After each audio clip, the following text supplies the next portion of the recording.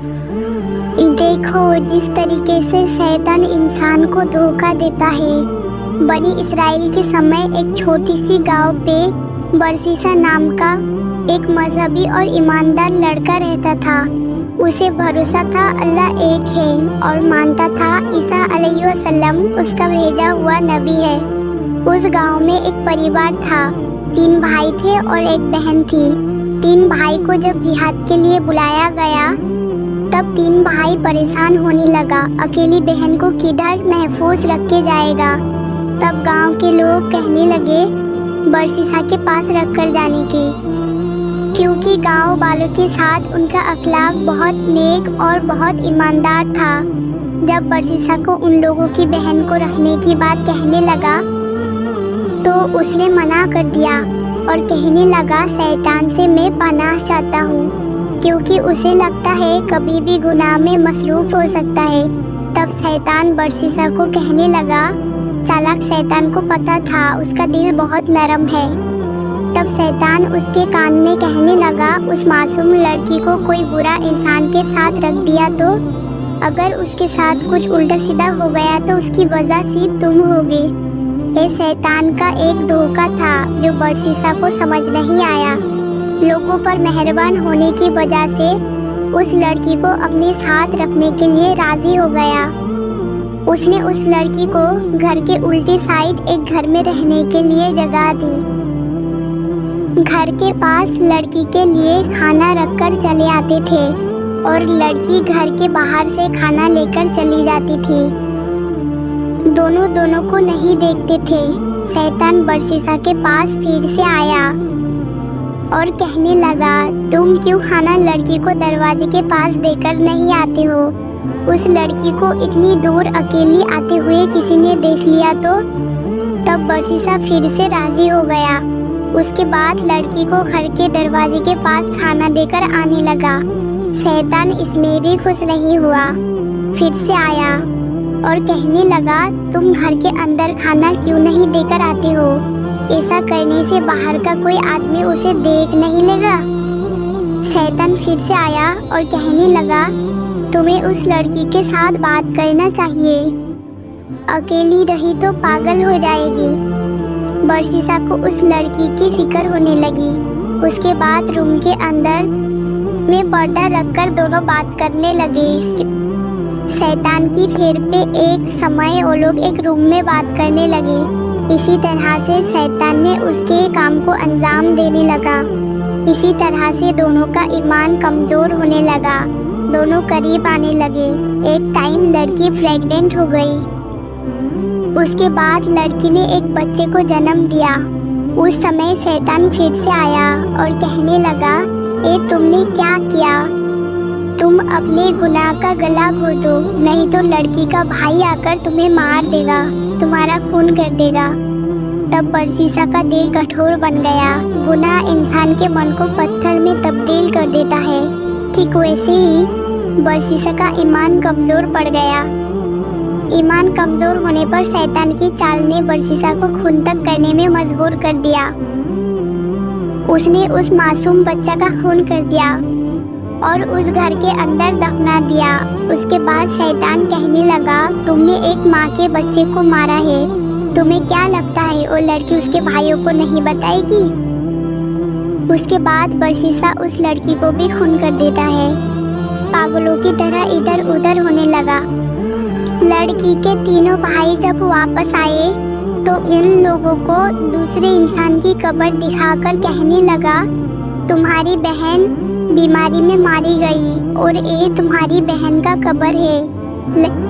लड़की के तीनों भाई ने उसकी बात मान ली, क्योंकि बरसीसा बहुत नेक और ईमानदार था। मगर शैतान ने जो गुल खिलाया उससे अनजान थे वो लोग। उस रात में शैतान ने तीनों भाई के ख्वाब में आकर कहने लगा, उसने तुम्हारी बहन का खून किया है। अगर यकीन नहीं होता तो तुम्हारी बहन जिस घर में रहती है उस घर की मिट्टी को खोलकर देखो। सुबह उठकर तीनों भाई ने तीनों का ख्वाब के बारे में बताया और समझ गया तीनों का ख्वाब एक ही आया। तब तीनों भाई बरसीसा के इलाके में गया। और उसकी दिखाई हुई कब्र को खोला, देखा कुछ नहीं है। उसके बाद उन लोगों की बहन जिस घर में रहती थी उस घर में जाकर मिट्टी खोलकर देखा, एक बच्चा और उसकी बहन की लाश निकली। उन्होंने उसे पकड़ लिया और कहने पर मजबूर किया, आखिर क्या हुआ है। उसके बाद वो लोग उसे राजा के पास लेकर गए और राजा ने आदेश दिया बरसीसा का सर कलम करने के लिए। जब बरसीसा का सर कलम करने के लिए लेकर जा रहे थे तब शैतान फिर से आया, मगर इंसान के भेष में। कहने लगा, सुनो बरसीसा, मैं शैतान हूँ, ये सब तुमने नहीं किया, मैंने करवाया है। अब सिर्फ मैं ही तुम्हें बचा सकता हूँ, क्योंकि मैंने तुम्हारा ऐसा हालत किया है, इसमें तुम्हारा कोई गलती नहीं है। अगर तुमने मेरी आखिरी बात मान ली तो मैं तुम्हें बचा लूँगा। तब बरसीसा कहने लगा, मुझे क्या करना होगा। तब शैतान ने कहा, मुझे सिजदा करो, मैं तुम्हें बचा लूँगा। तब बरसीसा बचने के लिए अपने ईमान का गला घोटकर शैतान को सिजदा किया और काफिर बन गया। अल्लाह कुरान में फरमाता है, शैतान कहता है, तुमने इस आदम जात के लिए मुझे गुमराह किया, इसलिए मैं भी तेरे सीधे रास्ते पर इनको गुमराह करने के लिए रहूँगा। फिर इनके आगे और पीछे से, बाएं से और दाएं से गरज हर तरफ से आऊँगा और तू इनके अक्सर शुक्रगुजार नहीं पाएगा। सूरा अरफ आयत 16 और 17। अल्लाह ने फरमाया, निकल जा यहाँ से फाजी वरदूत, जो लोग इनमें से तेरी पैरवी करेगा मैं उनको और तुझको जहन्नम में डालकर जहन्नम को भर दूंगा। तो दोस्तों, बरसीसा की कहानी से और कुरान से हम लोगों को क्या सीख मिलती है। अंत में बरसीसा का सर कलम कर दिया गया। क़यामत के समय बरसीसा को जब उठाया जाएगा, कहा गया है शैतान को सिजदा करते करते उठाया जाएगा। देखो शैतान ने किस तरह से उसको फंसाया है। आया था अच्छा दोस्त बनकर, अच्छी अच्छी सलाह देकर जहन्नम में धकेल दिया, काफिर बनाकर छोड़ दिया, ईमान को नष्ट कर दिया। अल्लाह कहता है शैतान का असल मकसद होता है इंसान को कहता है कुफ्री करो। जब इंसान कुफ्री करता है तब शैतान कहता है मैं तुम में से अलग हूँ, मैं दुनिया का रखवाला अल्लाह से डरता हूँ। दोस्तों, शैतान कभी भी सीधा सीधा आकर शिर्क करने के लिए नहीं कहेगा, पहले अच्छी अच्छी सलाह देकर धोखा में फंसाएगा। और शैतान हर किसी से ज़्यादा सब्र करता है, इसीलिए बार बार आकर गुमराह करेगा।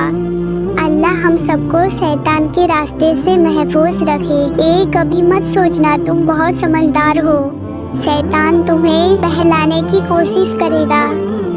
जो जितना ज़्यादा समझदार होता है और ईमानदार होता है उसके पीछे ज़्यादा लगता है शैतान।